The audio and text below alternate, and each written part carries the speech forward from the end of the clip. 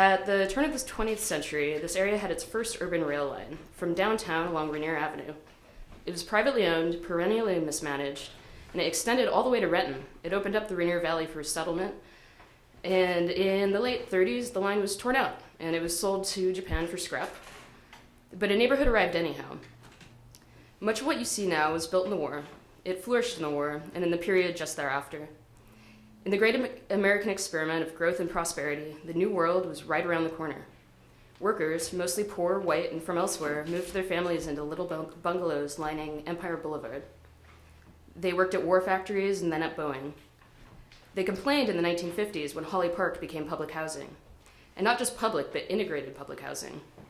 This new experiment, with population quotas set, no more than 20% blacks, no more than 25% on welfare, still did not please the locals.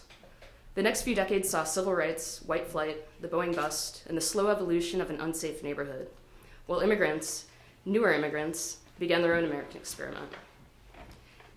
Empire became MLK, looked a lot like the MLK in most American cities, maybe a bit run down, but still functioning.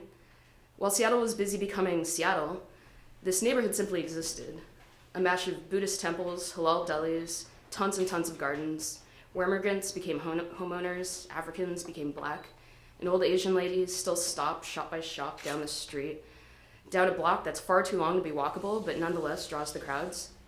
You could even say this place has flourished. These feel like ghost stories, and Seattle is still just around the corner. In the 90s, a new integration experiment began with the creation of New Holly, mixed income, new urbanist, townhouses, quaint but empty porches lining residential streets, new rail and new experiments afoot. Expecting thousands of residents, 6-story mixed-use buildings were planned and plotted, promising a short commute to downtown and a new urban aesthetic, transit-oriented development.